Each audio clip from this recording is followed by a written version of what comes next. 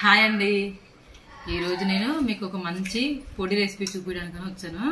ఇది చూడండి, ఈరోజు ఇది కొబ్బరి కారం అనేది ఎలా తయారు చేయాలో చూపిస్తాను చూడండి. దానికోసం ముందుగా ఎండుమిర్చి, కొబ్బరి, ఉప్పు, వెల్లుల్లిపాయలు ఇలా కొంచెం లైట్గా పొట్టు తీసి పెట్టుకోండి. మొత్తం తీయాల్సిన అవసరం లేదు, ఇలా కొంచెం తీసి పెట్టుకుంటే సరిపోతుంది. ముందుగా ఇవ్వండి, ఎండుమిర్చి మొత్తం దీంట్లో మిక్సీ జార్లో ట్రాన్స్ఫర్ చేస్తాం. ఇదిగోండి ఉప్పు, దీనికి సరిపడా 1 స్పూన్ వేసుకోండి సరిపోతుంది. ఈ మిర్చికి 1 టీ స్పూన్ వేసుకొని సరిపోతుందండి. ఇది ఫ్రైలోకి కానీ దేంట్లోకైనా బాగుంటుంది, ఇడ్లీకి, దోశకి, ఫ్రైలో కొంచెం కొన్ని కర్రీస్కి కూడా చాలా చాలా బాగుంటుంది రెసిపీ అండి. ఇది చూడండి, దీన్ని ముందుగా మనము మిక్సీ జార్ పడదాము.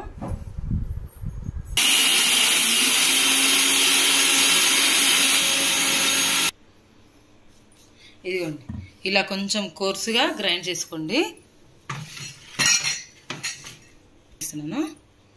కొబ్బరి యాడ్ చేసి మళ్ళీ మిక్సీ పట్టండి. చూసారా, కొబ్బరి, ఎండుమిర్చి మొత్తం మిక్సీ ఎలా అయిపోయిందో. ఇప్పుడు లాస్ట్ గార్లిక్ యాడ్ చేయండి.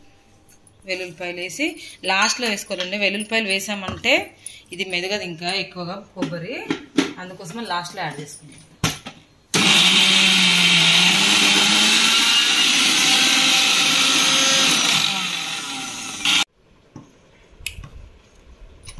ఇదిగోండి, ఇలా కొంచెం కోర్సుగా గ్రైండ్ చేసుకోండి. దీన్ని మెత్తగా చేయకూడదు, టేస్ట్ అనేది మారిపోతుంది. చూసారా, మొత్తం ఇది ఇలా చేసి పెట్టుకున్నాం అనుకో, ఒక 15 డేస్ వరకు బాగుంటుందండి టేస్ట్. ఎప్పుడైనా ఎయిర్ టైట్ కంటైనర్లో పెట్టుకున్నాం అనుకో ఫ్రెష్గా ఉంటుంది, టేస్ట్ కూడా చాలా బాగుంటుంది. ఒక 15 డేస్ వరకు వాడుకోండి. తర్వాత కొబ్బరి అనేది కొంచెం స్మెల్ వస్తుంది కాబట్టి అంత బాగుండదు. ఇది కొబ్బరి కారం రెడీ అయిపోయింది. దీన్ని మనం ఇడ్లీకి, దోశకి, దేనికైనా యూజ్ చేసుకోవచ్చు, ఫ్రైలలో కానీ ఎందులో అయినా. నేను చూపిస్తాను చూడండి. ఇలా ఇడ్లీకి కొంచెం పొడేసి మంచిగా నెయ్యి వేసుకోండి. అలాగే ఇది జొన్న ఇడ్లీ అండి.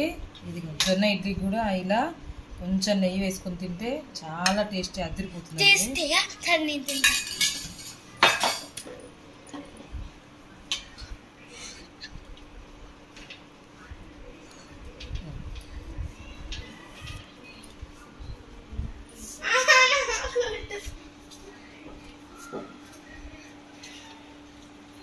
సూపర్గా ఉందండి జొన్న ఇడ్లీ విత్ నెయ్యి, కారం పొడి. మా బాబుకైతే చాలా ఇష్టం ఇది జొన్న ఇడ్లీ కారం పొడి అనేది. చూడండి, ఇంతేనండి ఈ పొడి రెసిపీ. బాగుంది, చాలా చాలా బాగుంటుంది. మీరు ట్రై చేసి ఎలా ఉందో రెసిపీ కామెంట్ చేసి చెప్పండి నాకు. ఓకేనండి, bye. Please like, share and subscribe my channel.